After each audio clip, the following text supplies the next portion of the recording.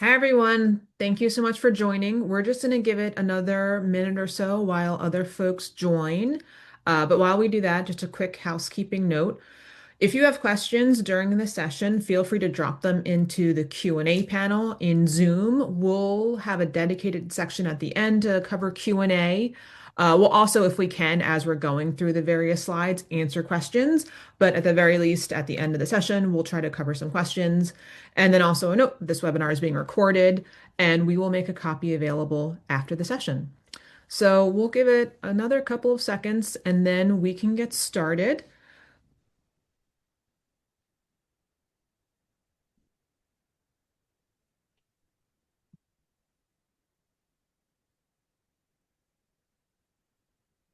Named Tom Stricker. All right, let's get started. Hopefully, we'll have a few other folks join, but we've got a crew here. But thank you all again for joining. My name is Simona Falavalita. I am the Senior Director of Product, and I am joined today by Mackenzie Bisbee. She is the manager of our sales engineering team. And today we'll explore how Panopto is helping higher education institutions with more than just lecture capture, which I know Panopto is very much known for, but how to truly maximize learning impact. Faculty expectations are shifting. We know student behavior is evolving, and we're trying to incorporate all those changes and shifts into how we think about our product offering. So, to get started, the first way in which Panopto can help improve learning impact is by providing a way to supplement existing learning content to offer a more personalized experience for students. We know faculty and staff time is very valuable and everyone's busy, as I mentioned. So we want to make it easy and efficient to generate content with really engaging outcomes. So with Elai, which is our AI-powered content creation suite, you can transform your existing materials into high impact learning assets that augment those more traditional learning experiences. So with Eli, we have the ability to create or to take PowerPoint files and convert them into videos that would allow faculty members to transform existing course slides and content into professional narrated micro videos. Then those can also be used for pre-class review of concepts, more foundational explanation of certain things, exam prep. And again, this just helps to save the time of manually recording videos. And then those videos, you can also include interactive elements in them, like advanced branching scenarios, which would allow students to navigate through the concept based on their choices or based on their comprehension of the data if you incorporate knowledge checks via quizzing, all that making a more personalized learning experience. And then Eli also offers the ability to translate content. So a professor could create a single video from a PowerPoint file, for example, but then instantly translate it into multiple different languages to ensure that the learning is accessible to all students. So with that, I'm going to hand it over to Mackenzie to show you some of this live to bring a little bit more color to this. Perfect. Thanks, Simona. And I do just want to point out that Eli is fully a part of the Panopto ecosystem. So we'll get into Panopto here shortly, but when we talk about users that have creator access to Panopto, one of the options in the Create menu with the addition of Eli is this option to launch Eli right from the Panopto environment. It'll log you in. It'll give you access to the workspace that you and potentially your colleagues have access to. But the nice thing about this is there's just a few buttons here to get started. One of our favorites here is the AI storyboard, allowing you to easily generate content from your ideas or certain topics you might have. Just simply type that out. The more detail you have, the bigger or the longer the detailed the video will be. But this will jump you right into Eli's storyboard editor that we'll look at here shortly. You can also, if you don't have a topic, but you're going straight from wanting to create a video through a website or a link, just type in that link in here and we'll produce a video based on what's on that web page. You can also take existing documents, Word docs, Google Docs, whatever it might be, and it'll take things like headers and subheaders and bullets and break that out into your video. So that's another great option to take existing content. But as Simona mentioned, we also support the idea of PowerPoint to video as well, which is going to be this last option here. You can just drag any PowerPoint file you might have. So I'll use this chemistry one here, and you drag it in. Our favorite option is this editable mode, which you'll notice is recommended. This makes absolutely everything in that PowerPoint deck editable in Eli. So things like images, text on screen, even graphics you have, you can make animated in Eli or adjust as you might need to. We'll continue with that option here. It does take a few minutes. You can add your presenter or apply your brand kit if needed. I've already done this ahead of time just to save us a little bit of time here. But what this will do is it'll pop you open into, again, that storyboard editor as we call it. And this is going to allow you to make adjustments with the speech text. So if you did have speaker notes in your PowerPoint, those will convert to the speech text. And if they're just shorthanded notes or things that you want to elaborate on or change the tone of, we have some built-in AI functionality to help take what you've maybe started with and really make it into the end point of your video. So we can describe what we want to talk about in this part of the video, as well as use stone and tile style changes as well. If you're starting completely from scratch, you can easily generate the speech. You can tell it how long you want this part of the video to be, as well as enhance it with certain prompts. So again, you're not alone. You're not starting from scratch. You can just kind of type out some things and let Eli's AI magic do what it does best. From here, I do have a PowerPoint itself, so I'm going to leave the slides as is, but do know that Eli supports things like branding and templates. So if you wanted to upload your own organization's template or your color style, things like that, that's fully supported in the platform as well. But let's go ahead and once we're happy with this, we're going to click this convert to slides option. And this is where the slide editor becomes available and we can start to manipulate the things that are brought over. So again, like I said, the text on screen all becomes editable. All of these elements on screen become editable. I can make adjustments and changes as I need to. We also have, of course, our AI or our avatar in here. So instead of this just being a flat PowerPoint that I'm sending out to maybe my students, this is going to be a great way to make this a little more engaging with them. So instead of going into a professional studio or sitting in front of a camera, we talk to a lot of folks that are comfortable with that. I can go ahead and pick from several of our avatars in here. So if I have a favorite, I can search by name, or I can sort by many of the different options we have in here. So picking a male or female instructor in this case, picking the age, ethnicity, look, and style are all available as filter options. But once we find the avatar we're comfortable with, you're not stuck with how that person is speaking. You have a bunch of different voice options as well to pick from. So you can go in and preview these, make sure it looks and, or in this case, sounds the way you'd like it to sound. And many of these voices do include some nice tones as well. So if you're going after a excited type presentation or something more professional or friendly, you have different options with some of those options as well. We do support for any non-English speakers out there. We have a lot of different languages supported. So you have the option to pick different languages in here. Otherwise, we'll look at our translation functionality as well. So if you want an English and a Spanish version of a video, for example, we can help you with that. Outside of the avatar and the voices, of course, that we have in here, you can add or adjust your speech at any time. So if I'm introducing this video to my class in 2024, if I want to make easy adjustments to this for 2025 or 2026, again, you don't have to go back into the studio or re-record anything. It's as easy as coming in here and making slight adjustments to a date or a mention of something that maybe is not relevant anymore or has been updated in recent time. The other nice thing about the text is one of my favorite features is this marker here. So instead of lining up how the speaker, the avatar is presenting and where they're presenting certain things, instead of trying to time things and saying this should fly in at the 10-second mark and this should be at 12.5 seconds, that can get really complicated and you don't know how fast the avatar might be speaking. So we can add these markers and make our custom animations follow exactly the appearance time of where they should fly in. So right before the person says now, I want this one to fly in. And then right before they say the finally, I want this third little box to fly in. So those animations are really another way to make it more engaging and interactive, if you will. We do also have our interactivity functionality. So if I did want these to be kind of buttons, maybe they provide branching scenarios like Simona was describing, where maybe if someone clicks this one, it jumps to slide 4. You can go in and make sure that this sends people to a specific moment of your video just by enabling the interactivity functionality. We do also promote interactivity through our quizzing. So for example, I have my slides in here and then I want to ask my students a few questions. You can come in and add quizzes. You define your question.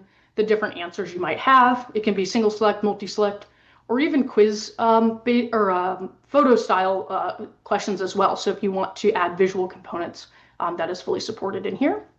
And then you can add the interactions where if you get the answer correct, you go to the next slide.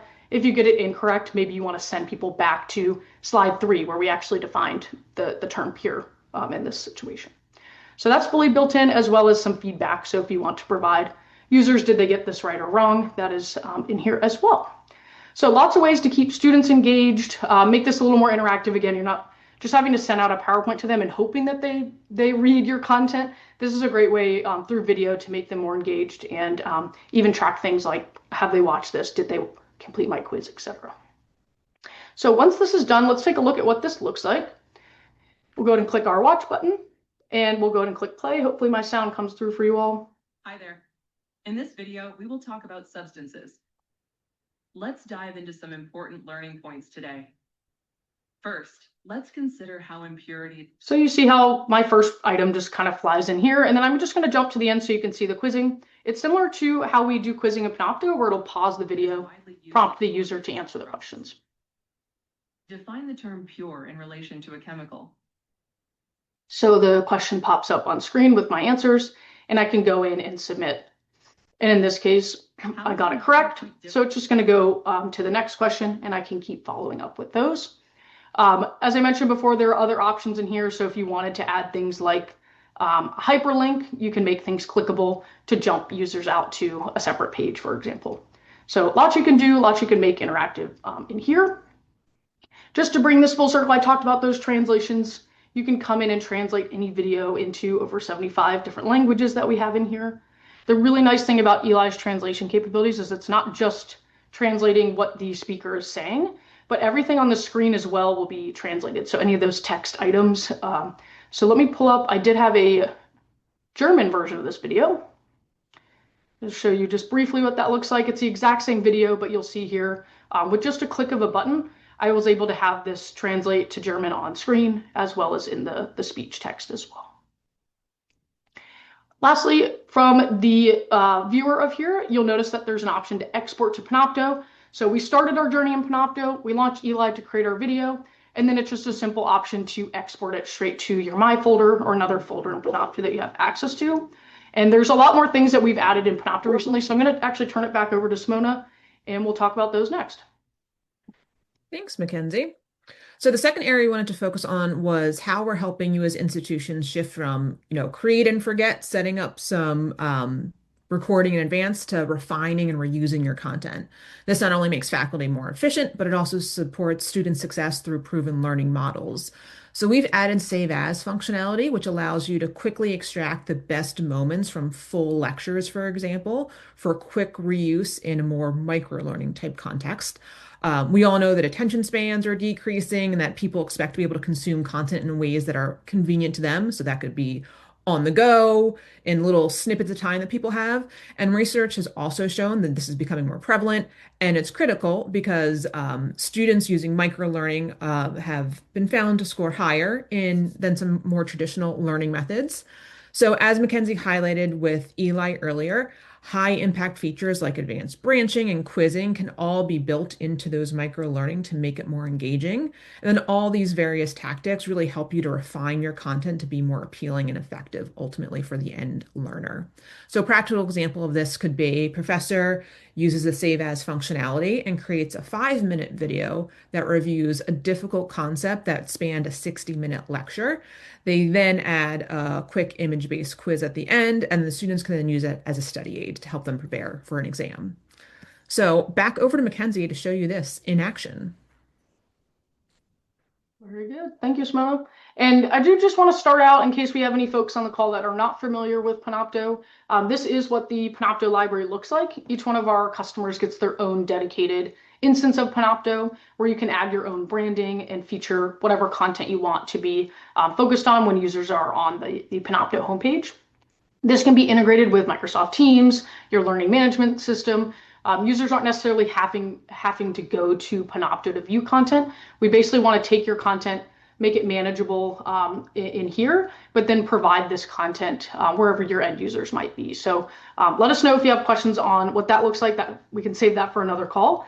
But I just want to point out the key features of Panopto. We talked about, the create menu with launching Elai. We do have a lot of tools built in to help you create content, upload existing media, even launch Panopto's editor that we'll look at shortly.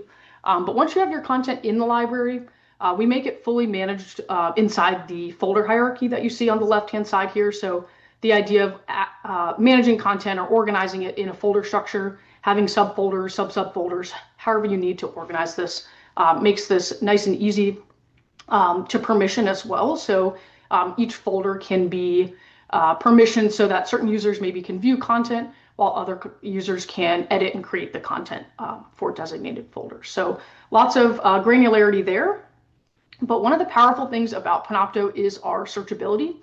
So any video uploaded to Panopto, regardless of it came from maybe our Zoom or Teams integrations, from an academic lab type scenario, maybe it was a PowerPoint recording, whatever it might be, all of the speech that's being spoken in your recordings or even text found on screen is indexed for search. So if we use our search at the top here, I could search for maybe a lecture where I know we talked about Memory Mountain.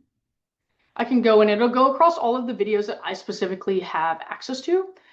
And in this case, it will pull up any videos where that not only maybe was in the title or in the description, as you see, it's bolded in here, but it'll also find the key moments in the video where that word or phrase I'm searching for is found. So I can go ahead and click into one of these where the construct of the memory mountain was talked about. And I'll go ahead and pause that here, or we'll let this play so you all can see it. But the idea is, again, it'll pull up those search results and show me the different types of results. So this found it in our table of contents. The speech bubble indicates it's something that the instructor spoke. And then the screen icon indicates it found it on screen, such as you see in the title of the slide here. But this is a pretty typical Panopto playback experience. We have something like our active speaker here on the left. We have shared content or an alternate camera angle here on the right. And these are something you can toggle, or if you want to focus on the speaker, for example, you have full capabilities to do that. Otherwise, we have some nice functionality here on the left that provides an overview of the video. You have your AI summary and key points. All of these are automatically added to every video in Panopto with our Access AI functionality. And these are fully editable, just like any of our AI features. We also automatically index slides in this case, or any topic shifts throughout the transcript that we're automatically producing. And we produce the chapters that you see in here. So users can easily go through their, in this case, lecture, and find maybe specific things if they want to jump to the summary of matrix multiplication, for example. You can go in and easily find that content without having to rewatch this entire hour-plus long lecture. Accessibility is very important to Panopto. We do automatically add captioning to your videos. And this is about 90 to 95% accurate in most cases, but we do often see, especially for folks trying to achieve that 508 compliance, using our human-based caption integrations. So either leveraging Panopto or integrating with third-party caption providers that you might already be working with to just click a button to order those 99+% accurate captions is a way for you to achieve that full captioning accessibility. We do also support, it's not on this video, but we do also support audio descriptions as well. So you can manually type those out, and we are soon going to be supporting the option to order those as well through our caption partners. So really excited for what's to come around continuing to support our accessibility requirements that we know our customers are needing. We have things like discussions, so people can ask questions, reply to those questions. And this is something where users can engage together with, as well as notes and bookmarks, which are personal to the person watching this. And everything over here, if you've seen, is fully timestamped. So it's not just tying it to the video itself, but an actual moment in time in the video where you can go back, review that, and search it at any time to go back to that moment. But there's a lot you can do in here in the viewer. Just wanted to give you all a brief overview of kind of the library, the playback experience. And as I mentioned, this can be fully integrated with something like your learning management system. But to go back to Simona's point, we have this feature around save as. So if I'm taking this hour-plus long lecture, let's say I wanted to chop it up, maybe give my students for next year an overview of what they're getting into, something like that. we can easily pop open Panopto's web-based editor. We can go in, make adjustments to all of the things we've talked about here. But one of the key things with Save As is the idea of taking your content. So maybe if I wanted to go only show the first snippet here, and then maybe just a brief moment in the middle, we can go in and make all these cuts here, which we describe as non-destructive out of the box. So when I click play here, it's going to preview the specific moment that I'm keeping in the video. And then if I want to come back in a year and maybe I want to zoom in and maybe make a more precise cut, I can come in and adjust this cut that I'm making. Anything grayed out will be hidden for our end users or our students.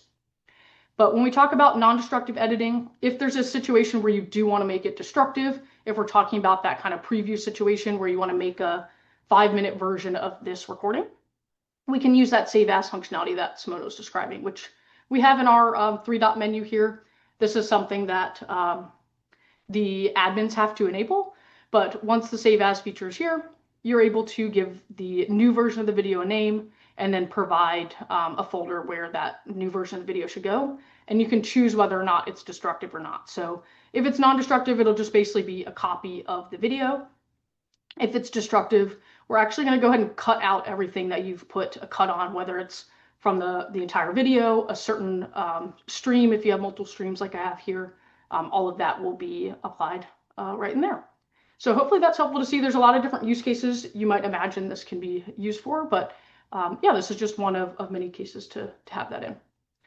We have one more topic we want to discuss, so I'm going to switch over there for Simona to talk about Panopto Connect. Thanks, Mackenzie. So then the last area you wanted to focus on is how we're helping to extend learning beyond the classroom. So to maximize the value of the vast library of content that you possess. And it's not just about the content for enrolled students anymore, but then how can you leverage that content and your intellectual property for the use of your entire institution? So with Panopto Connect, this is our video portal functionality. It allows you to turn content into more comprehensive, mobile, accessible resource that can serve diverse audiences and institutional goals. So you could create portals based on different audience needs. So that means you could maybe create a dedicated and branded portal for specific audiences like prospective students. So imagine a portal where you could showcase clips from introductory lectures or campus tours, faculty interviews, helping the prospective students get a better sense of the university.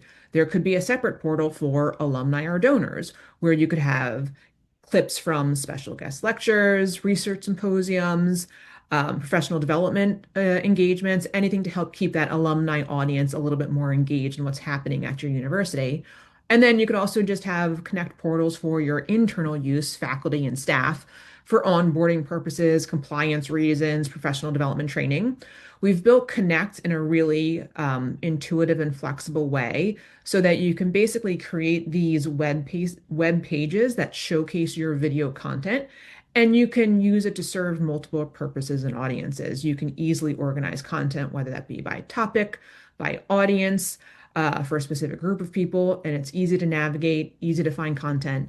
And then with analytics, you can see exactly what people are viewing. So this would allow people like your marketing, your advancements teams to see exactly what content is driving interest with alumni or prospective students so that they can help refine their outreach strategies and create more content in those areas. So now Mackenzie is going to walk you through what Connect looks like.